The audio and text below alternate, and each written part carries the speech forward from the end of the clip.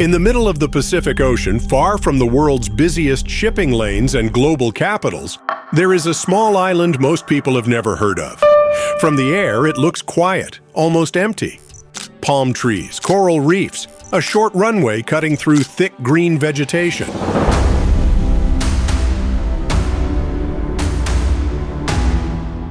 Nothing about it suggests that it could matter in the next major global conflict, but it already has.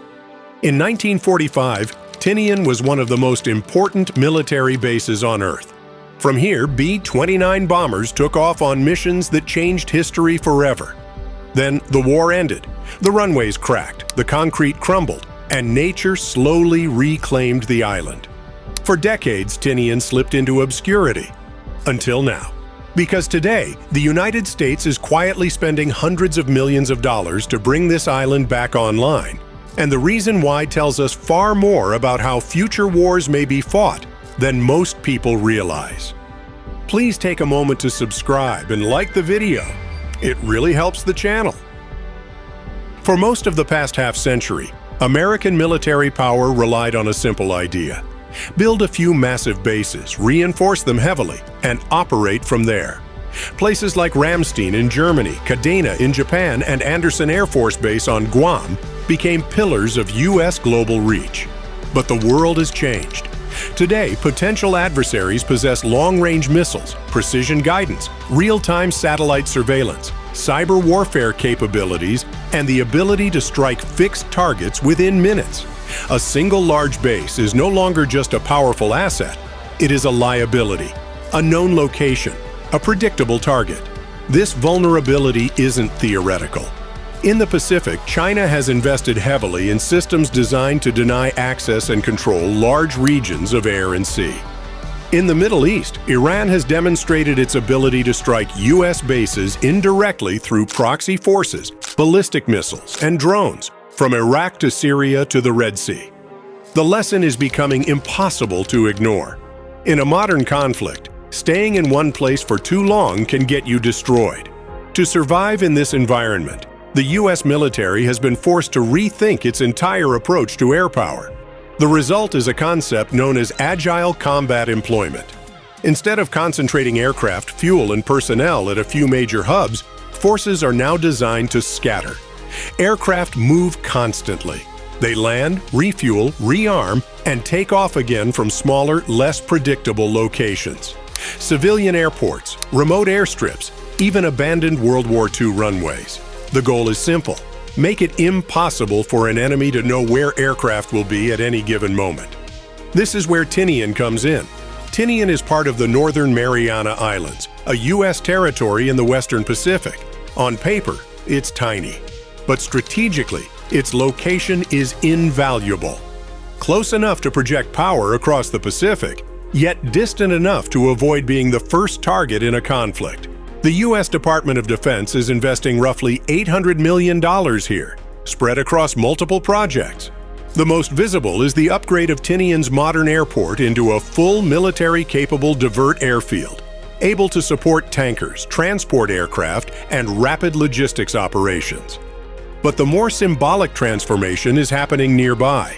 Hidden under decades of vegetation lies North Field, the legendary World War II airbase that once held 4 massive runways.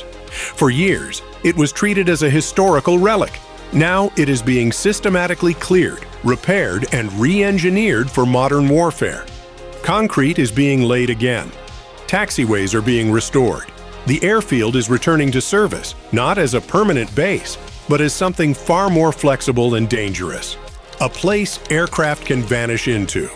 In practice, this means aircraft might launch from a major hub like Guam, conduct a mission, then recover briefly at a place like Tinian before relocating again. Fuel, weapons, and maintenance crews operate with minimal footprints.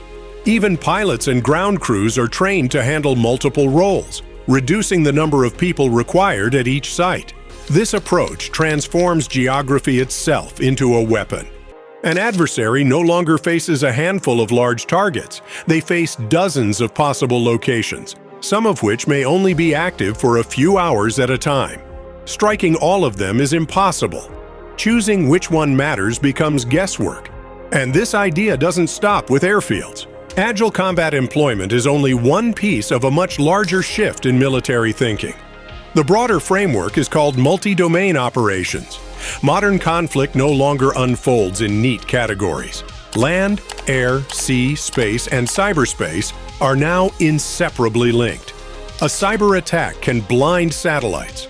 That disruption can open a window for airstrikes. Those strikes can enable ground maneuver or maritime control. Each action creates effects in another domain. Winning isn't about dominance everywhere all the time.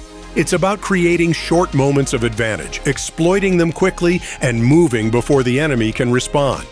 Tinian fits perfectly into this logic. It's not a base meant to absorb attacks. It's a node in a constantly shifting network designed to stretch, confuse, and exhaust any opponent. This strategy isn't being developed in a vacuum. Across the world, tensions are rising simultaneously in multiple regions. In the Pacific, U.S. military planning increasingly centers on scenarios involving Taiwan and the South China Sea. In the Middle East, U.S. forces are once again under pressure as tensions with Iran escalate through proxy attacks, maritime disruptions, and missile exchanges. Iran's ability to threaten fixed U.S. installations has become a constant concern. Every strike on a known base reinforces the same lesson the Pacific planners already understand. Static infrastructure is vulnerable infrastructure. This is why the U.S. is investing in dispersion, redundancy, and mobility across all theaters, not just one. The same logic that brings Tinian back to life also shapes how American forces operate in the Middle East today. The world is entering an era where conflicts can ignite in more than one place at once, forcing militaries to stretch resources, decision-making, and attention across continents. What makes projects like Tinian so fascinating is how understated they are. There is no towering megastructure, no iconic skyline, no dramatic launch ceremony broadcast worldwide. Instead, there is concrete, fuel piping, resurfaced runways, and logistics systems designed to work in silence. But infrastructure has always shaped how wars are fought. In World War II, Tinian's runways made intercontinental bombing possible. In the Cold War, massive fixed bases symbolized deterrence and permanence. Today, dispersed airfields represent uncertainty, movement, and adaptability. They are not meant to be impressive. They are meant to be hard to kill. Deterrence today is no longer just about firepower. It's about resilience. The message embedded in places like Tinian is subtle but powerful. Even if a first strike lands, even if major bases are damaged, even if satellites are disrupted, operations continue. Aircraft keep flying. Missions keep launching.